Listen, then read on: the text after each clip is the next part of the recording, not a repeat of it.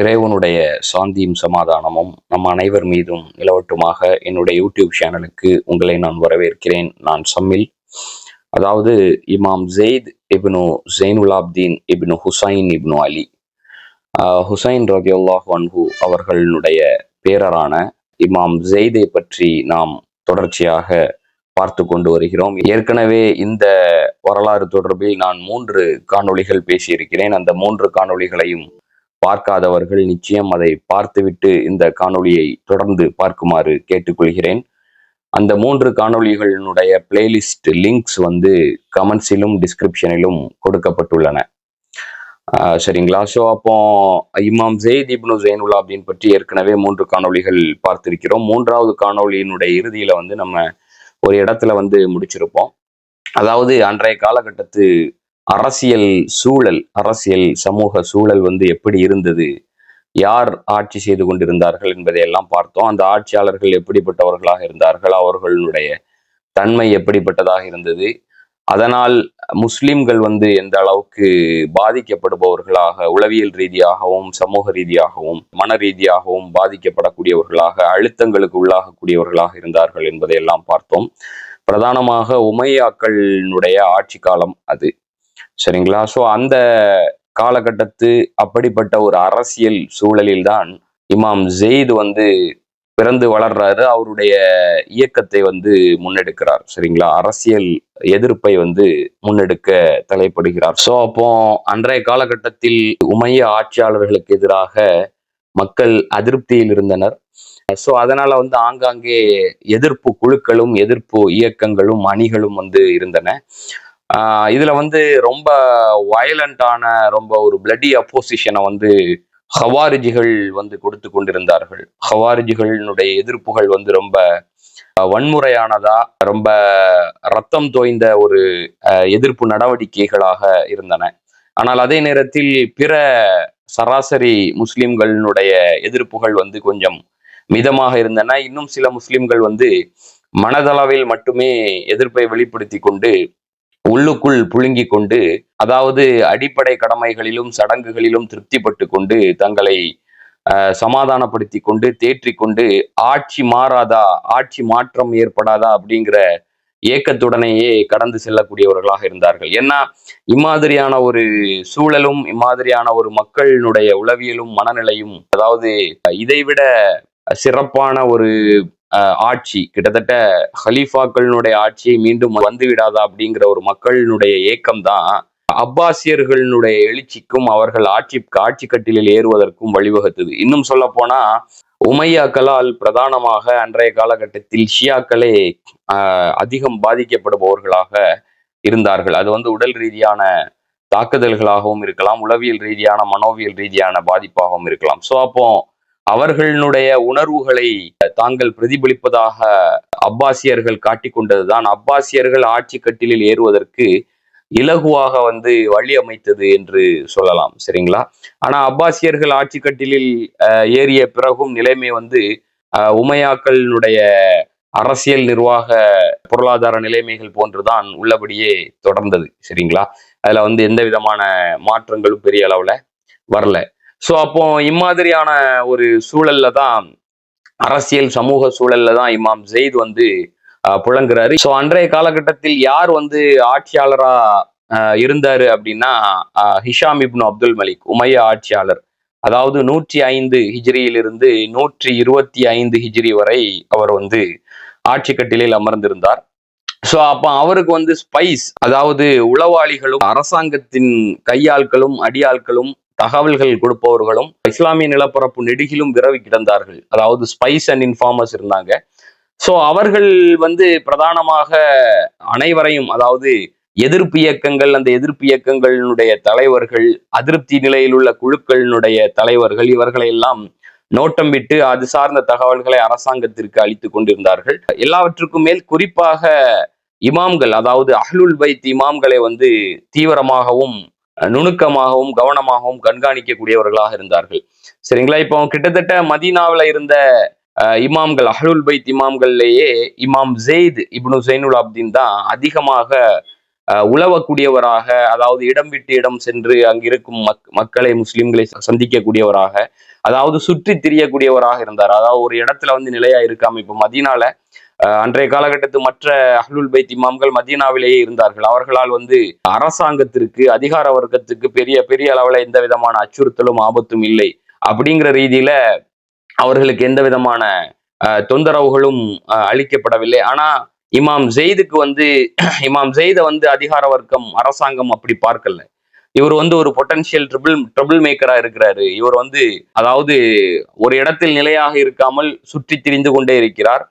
நாலாபுறங்களுக்கும் செல்கிறார், ஈராக்கிற்கு செல்கிறார், எகிப்திற்கு செல்கிறார், பஸ்ராவிற்கு செல்கிறார், கூஃபாவிற்கு செல்கிறார், ரஷ்யாமுக்கு வருகிறார், அங்குள்ள மக்களை சந்திக்கிறார், முஸ்லிம்களை சந்திக்கிறார், அவர்களுடன் உரையாடுகிறார். சோ அப்போ இவரால அரசாங்கத்திற்கு அச்சுறுத்தல் இருக்கிறது. எப்பொழுது வேண்டுமானாலும் இவர் மூலமாக நம்மளுடைய ஆட்சி வந்து கடுமையாக எதிர்க்கப்படலாம் கிரவுண்ட்ல அப்படிங்கிற ரீதியில வந்து அவருக்கு வந்து அவருடைய இயக்கத்தை முடக்குவதற்கான வேலையை எப்படி செய்யலாம், இவருடைய இயக்கத்தை எப்படி நிறுத்தலாம் அப்படிங்கிற விஷயத்துல வந்து இஷாம் இப்னு அப்துல் மலிக் தலைமையிலான அந்த உமையா அரசாங்கம் வந்து குறியாக இருந்தது. இன்னொரு முக்கியமான விஷயத்தை இந்த இடத்துல வந்து வலியுறுத்தி ஆகணும். அன்றைய காலகட்டத்தில் வந்து இமாம் ஜெயித் வந்து தன்னுடைய பிரயாணத்தில் வந்து ஒரு விஷயத்தை உணர்கிறார். அதாவது ஷியாக்கள் என்று தங்களை அடையாளப்படுத்திக் கொள்பவர்கள், குறிப்பாக இமாம் அலி, இமாம் அல் ஹுசைன், இமாம் அல் ஹசன், இந்த இமாம்களை பின்பற்றுபவர்கள், அதாவது பேலன்ஸ்டா இல்லாம பல்வேறு விவகாரங்களில் மிகவும் வரம்பு மீறி செல்லக்கூடியவர்களாக இருக்கிறார்கள் என்பதை பார்க்கிறார், அவதானிக்கிறார். சோ அப்ப அவர்களை வந்து அவர்களை எஜுகேட் பண்ணி, அவர்களுக்கு விழிப்புணர்வு ஊட்டி, அவர்களோடு உரையாடி, அவர்களுக்கு கற்பித்து, அவர்களை வந்து ஒரு பேலன்ஸ்டான முஸ்லிம்களா வந்து கொண்டு வருவதற்கு இமாம் ஜெயித் வந்து முயற்சி செய்கிறார். சுருக்கமா சொல்ல போனா இமாம் ஜெயித் வந்து முஸ்லிம்களை வந்து ஆர்கனைஸ் பண்றாரு. அதாவது முஸ்லிம்கள் தங்களுக்குள்ளாலேயே, அதாவது தங்களுக்கு மத்தியிலேயே பிளவுபட்டு கிடந்த வெவ்வேறு இந்த மாதிரியான பெயர்களில் பிளவுபட்டு கிடந்த முஸ்லிம்களை வந்து ஓர் அணியில் ஆர்கனைஸ் செய்ய முயற்சி செய்கிறார். அவர்களுக்கு விழிப்புணர்வு ஊட்டி, அவர்களை எஜுகேட் பண்ணி, சரிங்களா, அவர்களை பக்குவப்படுத்தி ஆர்கனைஸ் செய்கிறார். சரிங்களா. அன்றைய காலகட்டத்தில் உமையாக்களுக்கு இன்னும் சில புறங்களில் இருந்து சிலர் வந்து எதிர்ப்புகளை தெரிவித்துக் கொண்டிருந்தார்கள். அதாவது எதிர்ப்பு இயக்கங்கள் ஆங்காங்கே அவ்வப்போது உருவெடுத்த வண்ணம் இருந்தன. அதை வந்து பிரதானமாக முன்னின்று வழிநடத்தியவர்கள், தலைமை தாங்கியவர்கள் அப்பாசியர்கள். சரிங்களா. இது வந்து பிரதானமாக இந்த எதிர்ப்புகள் வந்து ஹுரசான் பகுதியில் இருந்து வந்தது. உமையாக்களுக்கு ஹுரசான்னா சமகால ஈரான், ஆப்கானிஸ்தான் நிலப்பரப்புகளை உள்ளடக்கிய ஒரு பகுதி ஹொரசான். சோ அப்போ ஹொரசான்ல இருந்து பிரதானமாக அப்பாசியர்களின் எதிர்ப்பு வந்தது. இதே அப்பாசியர்களினுடைய எதிர்ப்பு ஹொரசானில் இருந்து பிரதானமாக வந்தாலும் இஸ்லாமிய நிலப்பரப்பின் பிற பகுதிகளில் இருந்தும் சிறிதாக ஆங்காங்கே அவ்வப்போது எழுந்த வண்ணம் இருந்தன. சோ அப்போ இப்படித்தான் உமையாக்களுக்கு எதிரான மக்களினுடைய மனநிலை இருந்தது. சோ இந்த இடத்துல வந்து உமையாக்கள் வந்து பிரதானமாக தங்களுடைய அதிகார வர்க்கத்தை, தங்களுடைய ஆட்சி அதிகாரத்தை, அதாவது சர்வாதிகார எதேச்சதிகார மன்னராட்சியை வந்து கேள்விக்குள்ளாக்கி கொண்டு, அதாவது அது சம்பந்தமாக வெகு முஸ்லிம்களிடம் விழிப்புணர்வை ஊட்டி கொண்டிருந்த ஷியாக்களை வந்து டிஸ்கிரெடிட் பண்ணணும், அதாவது அவர்களுக்கு மத்தியிலேயே பிளவுகளை ஏற்படுத்த வேண்டும், அவர்களை வந்து இந்த மூலோபாய முக்கியத்துவம் வாய்ந்த முதன்மையான, அதாவது முன்னுரிமை அளிக்க வேண்டிய விவகாரங்களில் கவனம் செலுத்துவதை விட்டுவிட்டு வேறு விவகாரங்களில் அவர்களுடைய கவனத்தை குவிக்க வேண்டும் என்பதற்காக சில திட்டங்களை தீட்டுகிறார்கள். எக்ஸாக்டா நம்ம காலகட்டத்து அரேபிய மன்னர்கள், சர்வாதிகார மன்னர்கள் வந்து தங்களுடைய சட்டவிரோத, இஸ்லாம் விரோத கொள்கை முடிவுகளை, அரசியல், சமூக பொருளாதார அரசியல் காய் நகர்த்தல்களை, மக்கள் விரோத போக்குகளை மூடி மறைப்பதற்காக அல்லது இத்தகைய விவகாரங்களில் இருந்து முஸ்லிம்களினுடைய கவனத்தை திசை திருப்புவதற்காக எப்படி முஸ்லிம்களுக்கு மத்தியிலேயே இருக்கக்கூடிய பிளவுகளை ஊதி பெரிதாக்கி, அல்லது அந்த பிளவுகள் சார்ந்த, குறிப்பாக சட்ட சிந்தனா பள்ளி மதுகபுகள் சார்ந்த பிரிவுகளில் இருக்கக்கூடிய சிறு சிறு விவகாரங்களை வந்து ஊதி பெரிதாக்கி அது சார்ந்து முஸ்லிம்களை உணர்வுபூர்வமாக தங்களுடைய ஊடகங்களை வைத்து கிளறிவிட்டு முஸ்லிம்கள் தங்களுக்கு மத்தியிலேயே இத்தகைய விவகாரங்களில் சண்டை போட்டு கொண்டிருந்து அதிலேயே கவனம் குவித்து கொண்டிருக்கும்படி எப்படி இன்றைய அதிகார வர்க்கங்கள், குறிப்பாக முஸ்லிம் போர்வையில் இருக்கக்கூடிய அரபு அதிகார வர்க்கங்கள் செய்கிறார்களோ தொடர்ந்து செய்து கொண்டிருக்கிறார்களோ, அதன் மூலமாக தங்களுடைய ஆட்சியை தொடர்ந்து தக்க வைத்துக் கொண்டிருக்கிறார்களோ, எக்ஸாக்டா இதே மாதிரி தான் அன்றைய காலகட்டத்து உமையா ஆட்சியாளர்கள். சரிங்களா? இந்த கேஸ்ல ஹிஷாம் இப்னு அப்துல் மலிக், நம்ம இந்த இமாம் ஜெயிதனுடைய டைம்ல ஹிஷாம் இப்னு அப்துல் மலிக்கும் எக்ஸாக்டா இதுதான் பண்றாரு. சரிங்களா? ஷியாக்களுக்கு மத்தியிலேயே குறிப்பாக, ஏன்னா பிரதானமாக பல்வேறு குழுக்களிடமிருந்து உமையாக்களுக்கு எதிர்ப்பு வந்தாலும் பிரதானமான எதிர்ப்பு ஷியாக்களிடம் இருந்து வருகிறது என்பதால் ஷியாக்களை அவர்களுக்கு மத்தியிலேயே பிரித்து வைப்பது, அவர்களுடைய கவனத்தை மூலோபாய முக்கியத்துவம் வாய்ந்த முதன்மையான விவகாரங்களில் குவிக்க விடாமல் வேறு விவகாரங்களில் திசை திருப்போது போன்ற முயற்சிகளில் ஈடுபட்டார்கள். சரிங்களா? அதுல ஒரு முயற்சி தான், அதாவது இமாம்கள், அஹ்லுல் பைத் வம்சாவளியில் வந்த இமாம்களுக்கு மத்தியில் அந்த குடும்பங்களுக்கு, அதாவது குறிப்பா இமாம் ஹசனுடைய வம்சாவளி, இமாம் ஹுசைனுடைய வம்சாவளி, இந்த வழி வந்த இமாம்களுக்கு மத்தியிலேயே அன்றைய காலகட்டத்தில் சில தனிப்பட்ட குடும்ப விவகாரங்களில் கருத்து வேறுபாடுகள் இருந்தன. குறிப்பாக வக்ஃபு, அலி ரதியல்லாஹு அன்ஹு அவர்களுடைய வக்ஃபு சொத்துக்களை யார் பராமரிப்பது, அதாவது யார் அட்மினிஸ்டர் பண்ணுவது, ஹசனி எக்ஸ்டெண்டட் ஃபேமிலியில வந்த இமாம்களா அல்லது ஹுசைனி எக்ஸ்டெண்டட் ஃபேமிலி இமாம் அல் ஹுசைனுடைய வம்சாவளியில் வந்த இமாம்களா அதை நிர்வகிப்பது அப்படிங்கிற ரீதியில இருவருக்கும் மத்தியில இது ஒரு குடும்ப கருத்து வேறுபாடு, தனிப்பட்ட ரீதியிலான அவர்களுக்கு மத்தியிலான கருத்து வேறுபாடு. சோ இதை உமையா அரசாங்கம் என்ன பண்றாங்க அப்படின்னா, இதை ஊதி பெரிதாக்க முயற்சி செய்கிறார்கள். இதை நீங்க ஏன் உங்களுக்குள்ளால கருத்து வேறுபட்டு கொண்டிருக்கிறீர்கள், இதை கோர்ட்டுக்கு எடுத்துட்டு வாங்க அப்படிங்கிற ரீதியில அன்றைய காலகட்டத்து மதீனா ஆளுநராக இருந்தவரிடம் இந்த விஷயத்த இன்ஸ்டிகேட் பண்ண, இதை ப்ரொவோக் பண்ண, தூண்டிவிட, இதை வைத்து அரசியல் காய் நகர்த்தல்களை செய்ய மேலிடத்திலிருந்து கட்டளைகள் வருகின்றன. சோ அதற்கிணங்க அவர் இந்த விஷயத்த நீதிமன்றத்திற்கு எடுத்து வருகிறார். சரிங்களா? அப்போ ரெண்டு தரப்புமே இதுல வாராங்க. அதாவது அன்றைய காலகட்டத்து ஹுசைன் ரதியல்லாஹு அன்ஹு அவர்களுடைய வம்சாவளியில் வரக்கூடிய இமாம்கள் தரப்பும், ஹசன் ரதியல்லாஹு அன்ஹு அவர்களுடைய வம்சாவளியில் வரக்கூடிய இமாம்களுடைய தரப்பும், அதாவது இந்த ஒரு விஷயத்தை இமாம் ஜெயித் ரொம்ப உன்னிப்பாக உணர்ந்திருந்தார், நுணுக்கமாக உணர்ந்திருந்தார்.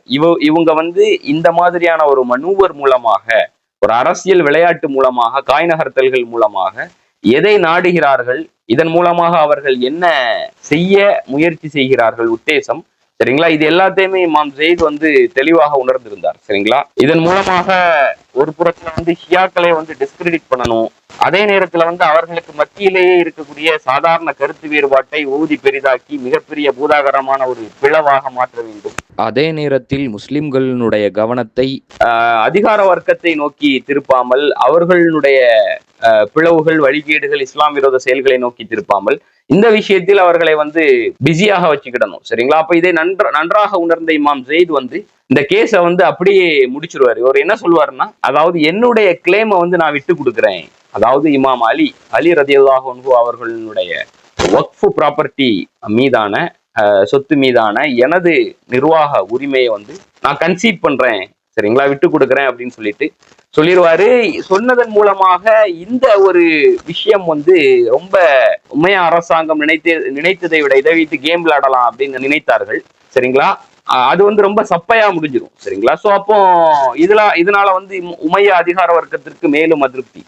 சரிங்களா? மேலும் அவர்கள் முயற்சி செய்கிறார்கள். இந்த வழக்கு முடித்து வைக்கப்பட்டாலும் சில நபர்களை விட்டு இமாம் ஜெயிதே சில நபர்களை தூண்டிவிட்டு, அதாவது அவர்களுடைய குடும்பத்திற்குள்ளாலேயே சில நபர்களை உமையா ஆட்சியாளர்கள் ப்ரொவோக் பண்ணி, ஷியாக்களுக்கு மத்தியிலேயே சில நபர்களை இன்ஸ்டிகேட் பண்ணி ப்ரொவோக் பண்ணி இமாம் ஜெயிதோடு இந்த விவகாரங்கள் தொடர்பாக சண்டை செய்ய வைக்க முயற்சி செய்கிறார்கள். சரிங்களா? வாத சண்டை, அதாவது இதை பூதாகரமா பெரிதுபடுத்துவதற்காக.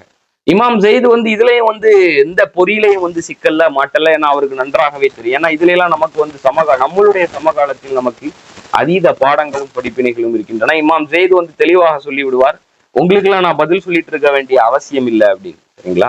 நீங்க எதற்காக வருகிறீர்கள், உங்களுடைய நோக்கம் என்ன அப்படின்னு தெரியுது, உங்களுக்கு பின்னாடி யார் இருக்கா அப்படின்னு, யார் உங்களை தூண்டி விடுகிறார்கள், இதுக்கு நான் பதில் சொல்லிட்டு இருக்க வேண்டிய, ரியாக்ட் பண்ணிட்டு இருக்க வேண்டிய அவசியம் இல்லை. சரிங்களா? சோ இமாம் ஜெயித் பாத்தீங்கன்னா அதன் பிறகு கூஃபாவுக்கு செல்கிறார். ஈராக்கில் இருக்கக்கூடிய கூஃபா பகுதிக்கு செல்கிறார்.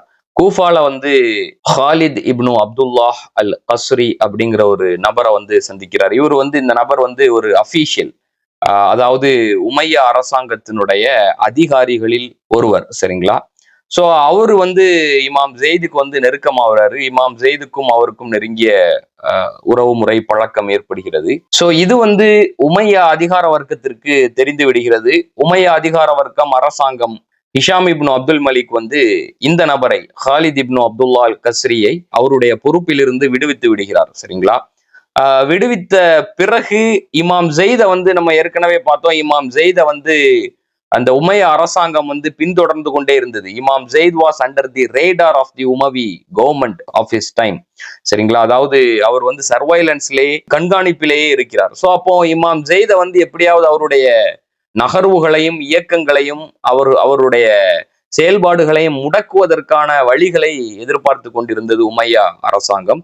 சோ அப்போ இந்த சான்ஸை பயன்படுத்தி ஹாலித் இப்னு அப்துல்லா அல் கஸ்ரி வந்து இமாம் ஜெயிதுக்கு வந்து பணம் கொடுத்ததாகவும், ஒரு அதீத தொகை கொடுத்ததாகவும், அந்த தொகையை வந்து இமாம் ஜெயித் வந்து அரசாங்கத்திற்கு திரும்ப ஒப்படைக்க வேண்டும் என்றும் ஒரு கட்டளை பிறப்பிக்கிறது உமையா அரசாங்கம். சரிங்களா? அப்கோர்ஸ் இதெல்லாம் வந்து part and parcel of paralysing இமாம் ஜெயித், அதாவது இமாம் ஜெயிதை இயங்க விடாமல் தடுப்பதற்கான, முடக்குவதற்கான ஒரு வழிமுறை. சரிங்களா?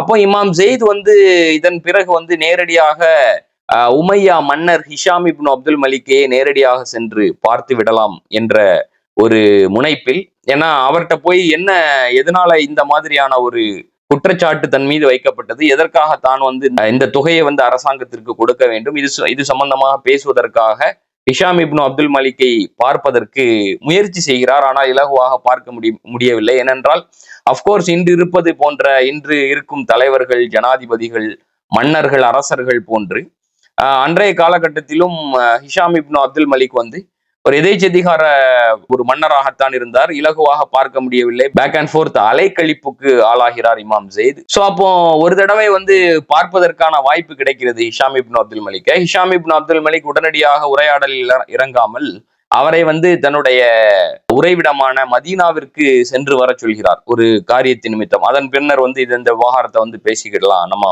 உரையாடிக்கிடலாம் அப்படின்னு. சோ அப்போ அஷாம்ல இருந்து மதீனாவுக்கு இமாம் ஜெயித் போறாரு. அதன் பின்னர் இவர் வந்து குறித்த நாளில் மீண்டும் வருகிறார். அப்கோர்ஸ் இது எல்லாமே வந்து அலைக்கழிப்பின் ஒரு அங்கம் தான். சரிங்களா? இமாம் ஜெயித வந்து அலைக்கழிக்கிறாரு, அதிகார வர்க்கம் வந்து அலைக்கழிக்கிறது. சரிங்களா? சோ அப்ப ஃபைனலா வந்து இரண்டாவது முறை இமாம் ஜெயித் வந்து ஹிஷாம் இப்னு அப்துல் மலிக்க வந்து அவருடைய அரண்மனையில் வந்து சந்தித்து உரையாடுகிறார். சரிங்களா? அதுல வந்து இமாம் ஜெயித் வந்து முக்கியமான சில விஷயங்கள், ஏன்னா அப்கோர்ஸ் நம்ம ஏற்கனவே நம்ம பார்த்தது மாதிரி, அதாவது இமாம் ஜெயிதினுடைய சகோதரர் அல் பாக்கர், இமாம் அல் பாக்கர், இமாம் ஜெயிதினுடைய தந்தை இமாம் ஜெயினுலாப்தீன், இமாம் அல் ஹுசைன், அந்த வம்சாவளியில் வரக்கூடியவர்கள், அதுபோல் ஹசனி எக்ஸ்டெண்டட் ஃபேமிலி வம்சாவளியில் வரக்கூடிய இமாம்கள் எல்லோருமே எலக்வெண்டான, ரொம்ப சரளமாக தங்களுடைய கருத்தை வந்து தெளிவாகவும் சரளமாகவும், அதாவது துணிச்சலாகவும் வலியுறுத்தி தெல்ல தெளிவாக பேசக்கூடியவர்களாகவும் இருந்தார்கள். சரிங்களா? ரொம்ப கிளாரிட்டியா, சரிங்களா, பதற்றம் இல்லாம சரளமாக தங்களுடைய கருத்தை முன்வைக்கக்கூடியவர்களாக இருந்தார்கள். சோ அப்போ அப்படிப்பட்டவர் தான் இமாம் ஜெயித். சரிங்களா? இமாம் ஜெயித் வந்து அடுக்கு மொழியில ஒரு அரபில வந்து ஒரு வாசகத்தை வந்து சொல்கிறார். அந்த வாசகத்தினுடைய சாரம் அவர் என்ன சொல்றாரு அப்படின்னா, அதை டிரான்ஸ்லேட் பண்ணி சொல்றதா இருந்தா, அதாவது தக்குவா கடுகளவு உள்ள எவரும் அவருடைய ஸ்தானத்தில் உயர்த்தப்படுகிறார். சரிங்களா? ஒரு சர்டன் டிகிரி தக்குவா இருந்தா கூட அவருடைய ஸ்தானம் வந்து உயர்கிறது. ஆனா தக்குவாவில் இருந்து, இறை அச்சத்திலிருந்து, இறை பிரஞ்ஞையிலிருந்து கீழிறங்கி கொண்டிருக்கும் எவருடைய ஸ்தானமும் கீழிறங்கி கொண்டே இருக்கிறது, இழிநிலைக்கு சென்று கொண்டே இருக்கிறது அப்படின்னு. அப்கோர்ஸ் அவர் வந்து ஹிஷாம் இப்னு அப்துல் மலிக்கை தான் இந்த ஒரு வாசகத்தின் மூலமாக, அதாவது மறைமுகமாக சுட்டுகிறார். சரிங்களா? தக்குவாவில் கீழ்நிலையை நோக்கி சென்று கொண்டிருக்கும் எவருடைய அந்தஸ்தையும் எவருடைய ஸ்டேட்டஸையும் வந்து அல்லாஹ் வந்து கீழ் நோக்கி இழுத்து விடுகிறான், அதாவது இழிவை நோக்கி செலுத்தி விடுகிறான். அந்த மாதிரியான ஒரு வாக்கியத்தை சொல்றாரு. இமாம் ஜெயிதினுடைய இத்தகைய சொற்கள், இத்தகைய வாக்கியங்கள் வந்து ஹிஷாம் இப்னு அப்துல் மலிக்கை வந்து பாதிப்புக்குள்ளாக்கி விடுகிறது, மனதளவில் அவரை வந்து குத்தி விடுகிறது. சரிங்களா? அவர் வந்து அஃபண்ட் ஆயிடுறாரு. அஃபண்ட் ஆகி இமாம் ஜெயித வந்து காட்டமாக கடிந்து கொள்கிறார். சரிங்களா? கோபத்துடன் நம்மளுடைய லாங்குவேஜ்ல சொல்றதா இருந்தா தமிழ்ல வாயை மூடு அப்படின்னு சொல்லுவோம்ல, ஷட் யுவர் மவுத் அப்படின்னு சொல்லுவோம்ல, அந்த மாதிரியான ஒரு வார்த்தையை பயன்படுத்துகிறார். வெறுமனே நிறுத்து அல்லது வாயை மூடு என்பதை மட்டும் சொல்லவில்லை. அவர் எப்படி சொல்றாருன்னா, இமாம் ஜெயிதினுடைய தாயை குறிப்பிட்டு சொல்கிறார். சரிங்களா? அதாவது you who don't have a mother, அதாவது தாய் இல்லாதவனே உன்னுடைய வாயை மூடு. அம்மா அப்படிங்கிற வார்த்தையை பயன்படுத்துறாரு. அதாவது அம்மா அப்படிங்கிற வார்த்தை அப்து அப்படி, அதாவது அப்துனா அடிமை. சரிங்களா? அப்துல்லானா அல்லாவின் அடிமை அப்படின்னு அர்த்தம். அந்த அப்துனுடைய பெண்பால் வடிவம் தான் அம்மா. சரிங்களா? அவர் இந்த வார்த்தையை சுட்டிக்காட்டி, அதாவது தாய் இல்லாதவனின் மகனே அல்லது அடிமை தாயின் மகனே அப்படிங்கிற மாதிரி சொல்றாரு. நம்ம லாங்குவேஜ்ல இன்னும் பிரேக் டவுன் பண்ணி பச்சையா சொல்றதா இருந்தா தே மகன் அப்படின்னு, அதாவது அது ஒரு கெட்ட வார்த்தை. சோ வாயை மூடு தே மகனே அப்படிங்கிற ஒரு ஸ்லாங்ல ரொம்ப பச்சையா இமாம் ஜெயிதை பார்த்து ஹிஷாம் இப்னு அப்துல் மலிக் சொல்றாரு. கிட்டத்தட்ட இதே மாதிரியான ஒரு வார்த்தையை பயன்படுத்தி சொல்கிறார். சரிங்களா? ஏன்னா இமாம் ஜெயித் நம்ம ஏற்கனவே முதல் உரையில பார்த்த மாதிரி இமாம் ஜெயிதினுடைய தாய் சிந்து பகுதியை சேர்ந்தவர்கள். அதாவது இந்திய துணைக்கண்டம், பாகிஸ்தான், பங்களாதேஷ், சமகால இந்தியா எல்லாம் அனைத்தையும் உள்ளடக்கிய இந்திய துணைக்கண்டம். இந்திய துணைக்கண்டத்தை சேர்ந்தவர்கள் தான் இமாம் ஜெயிதினுடைய தாயார். சரிங்களா?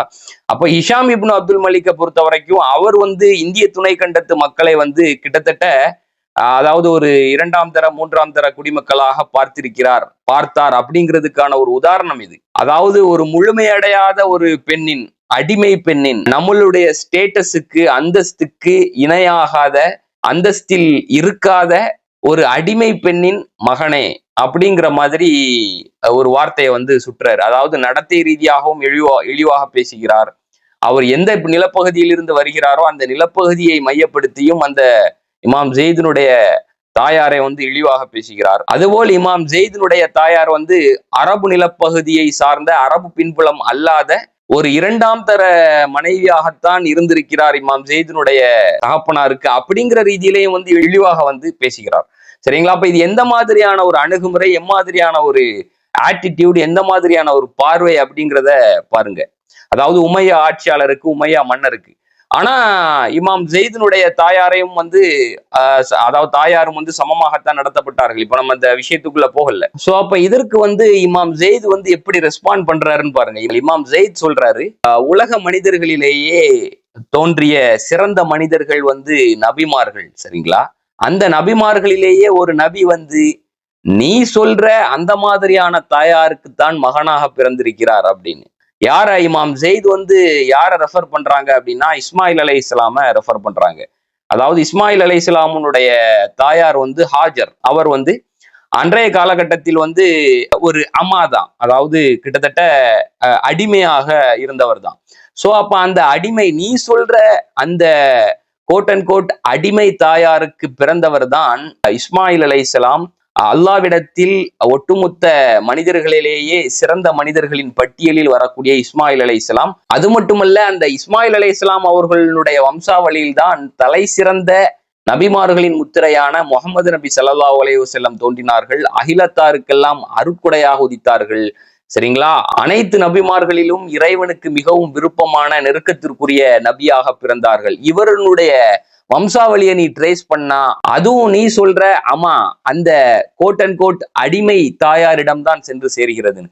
சோ அப்போ இந்த ஒரு ஆன்சரை கேட்ட உடனே இது எப்படின்னா ஒரு வெர்பல் ஸ்லாப் மாதிரி இருந்தது. ஹிஷாம் இப்னு அப்துல் மலிக்கு ஒரு செருப்படி மாதிரி, அவருக்கு ஒரு வார்த்தை ரீதியாக அவரை செவிலில் அரைந்தது போல் இருந்தது. சரிங்களா?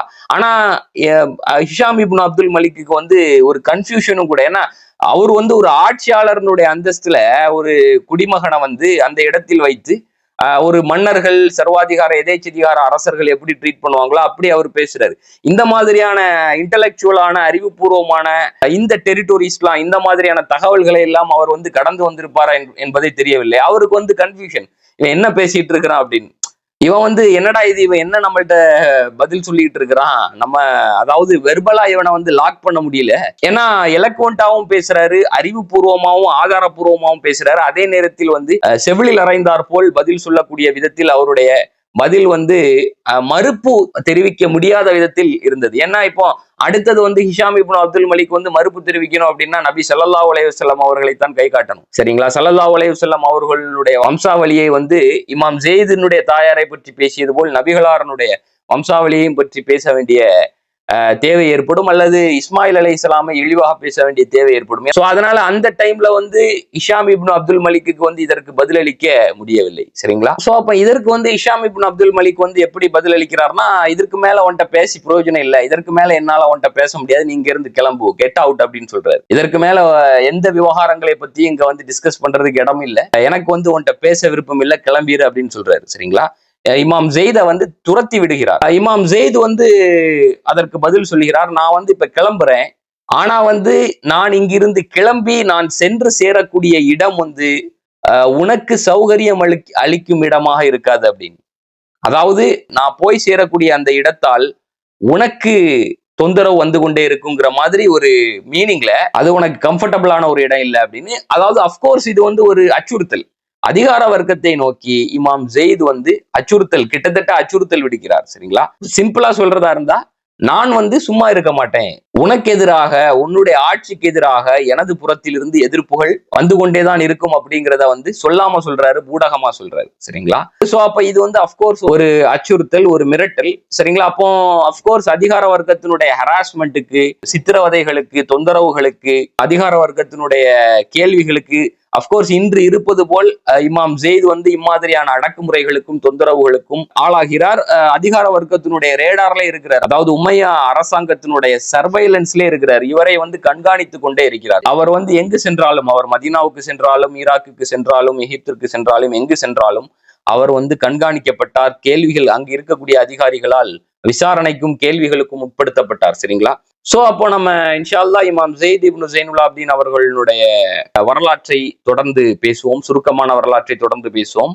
என்னோடு இணைந்திருங்கள். நான் அடுத்தடுத்த பாகங்களிலும் இந்த இவருடைய சுருக்கமான வரலாற்றை தொடர இருக்கிறேன். இன்ஷா அல்லாஹ் தொடர்ந்து பேசுவோம். என்னோடு இணைந்திருங்கள். நான் ஷம்மில். சுப்ஹானக்கல்லாஹும்ம வ பிஹம்திக அஷ்ஹது அன் லா இலாஹ இல்லா அன்த அஸ்தக்ஃபிருக் வ அத்தூபு இலைக். வ ஸல்லல்லாஹு அலா முஹம்மதின் வ ஆலிஹி வ அஸ்ஹாபிஹி அஜ்மஈன். வஸ்ஸலாமு அலைக்கும் வ ரஹ்மத்துல்லாஹி வ பரகாத்துஹு.